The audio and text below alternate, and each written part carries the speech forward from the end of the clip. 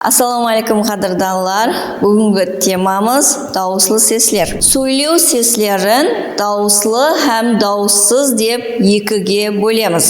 Бұнда seslердің буын құрай алуы һәм буын құрай алмауы есапқа алынады. Дауыслы seslер. Дауыслы seslерді өкпеден шыққан хауа ағымы сөйлеу ағзаларымыз тарапынан ешқандай тосқауылдыққа ұшырамай айтылса, бұны дауыслы seslер делінеді. Дауыслы seslер буын құрай алады. Сөзде қанша дауыслы ses болса, сонша буын болады. Мысалы, балалар, балалар.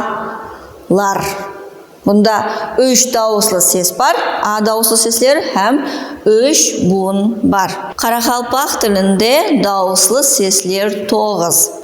А, Ә, О, Ö, О, Ö, Ы, Е seslері. Дауыслы seslер сөйлеу ағзаларының қызметіне қарай жуан һәм жіңішке болып бөлінеді. Жуан дауыслы seslер А, О, seslері. Сіздер қазір айтқан уақытта да сезген болсаңыз керек, жуан айтылып атыртты. Яғни біздер тілімізді мектепте үйренгенбіз, тілді 3 бөлікке бөліп қаралады. Ілімде тіл арты, тіл ортасы, тіл алды. Осы жуан дауыслы seslерді айтқан уақытта тіл арты менен айтылады. Яғни жуан дауыслы seslер тіл арты seslері деп те айтылады. Жуан дауыслы seslерді айтқан уақытта тіліміз төселіп көтерілмейді. Ал жіңішке дауыслы seslерді айтқан уақытта бұлар Ә, Ö, Ö, Е seslері. Яғни былайша айтқанда Е сесінен қалған жіңішке дауыслы seslердің әмесінің төбесінде акут болады. Жіңішке дауыслы seslерді айтқан уақытымызда тіліміз аз ғана көтеріледі. Яғни бұлар тіл ортасы делінеді. Ал тіл алды seslеріне болса, Е сесі кіреді. 8 дауыслы ses өзара жұбайласады. Жуан, жіңішке болып жұбайласады. Бұлар қайсылар? А, Ә, О, Ö, О, Ö, seslері өзара жуан, жіңішке болып жұбайласады. Тек қана Е сесінің ғана жуан, жұбайы жоқ. Егер сөздің кейіні жуан дауыслы буынменен жұмақланған болса, сөздің кейіні оған қосымта қосылғанда жуан дауыслы сесі бар қосымталар қосылады. Мысалы, балалар. Бала дегендегі ла буынындағы сес а жуан болған үшін лар қосымтасы қосылатыр. Бұған балалер деп қоса алмаймыз. Ямаса, тереклер, терек. Түбір сөздің кейінгі буындағы Е сесі жіңішке болған үшін лер қосымтасы қосылып атыртты. Яғни бұнда сөздің кейіні жуан дауыслы seспенен жұмақланса, сөздің кейінгі буыны оған қосымтада жуан болып қосыла береді, жалғана береді. Білесілер, қарақалпақ тілі жалғамалы тілге кіреді. Ал түбірдің кейіні жіңішке болса, жіңішке дауыслы ses болса, оның кейінде де жіңішке дауыслы seslер жалғана береді. Дауыслы seslер ерін менен езудің қатынасына қарай ерінлік һәм езулік дауыслы seslер болып бөлінеді. Ерлік дауыслы seslер қалай айырамыз? Ерлік дауыслы seslер О, Ö, О, Ö. Өзіңіз әтібар бергеніңіздей айтқан уақытта менің де ерлерім алдыға шүртейіп созылып айтылды. О, Ö, О, Ö.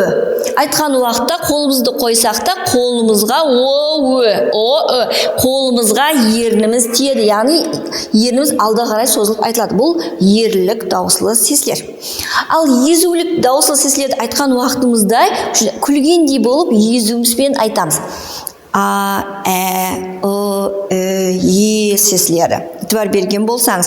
Бұны да тез шешіп атқан уақытта, ямаса ерлік, езулікті қалай айырамыз деген уақытта жаңағыдай ұсылларменен өздеріңіз қоллансаңыз болады. Жаңағыдай О, Ö, О, Ö. Ямаса ерніміз көрдіңіз ғой, қолымызға тимейді, езуіміз былай күлгендей болып, езуіміз тартылып айтылып жатырыпты. Бұлар демек ерлік, езулік сеслерді де біліп алдыңыз. Енді ауыздың ашылуына қарай дауыслы сеслер, ашық дауыслы сеслер һәм қысық дауыслы сеслер болып екіге бөлінеді.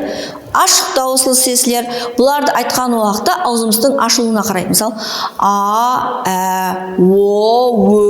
екі жағымыздың ашылуына ітібар берің. Солай айырсаңыз, егер сөйлеу ағзаларымыз алдамайды біздердің. Сөйлеу ағзаларыңызды сезіп, аңлаған халда үйренетұғын болсаңыз, бұлардың дауыслы сеслерді айырудың ешқандай қиыншылығы жоқ. Себебі ілімпазлардың өзі де бұларды адамның ауыз қуысылығын, сөйлеу ағзаларын әртүрлі аппаратқа түсіріп, бұл сеслер қайтып шығып жатыпты деп зерттелген. Һәм солай қылып бөлген уақытта бір нәрсеге текарланған. Сілер дауыслы сеслерді айырған уақытта, ол сеслерді айырып үйренуіңіз үшін өз сөйлеу ағзаларыңызды жәрдемге шақырасыз.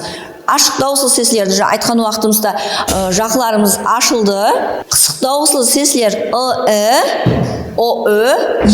яғни бұны айтқан уақытта жақларымыз ашық дауыслы айтқандай болмайды. Өзіңіз айтып, қайта айтып көрің. Айтқан уақытыңызда сіздердің өзі жақларыңыз ашық қысық екенін айырып бере алады. Сондай-ақ қосымша айтатын болсақ, деген сеслер бар.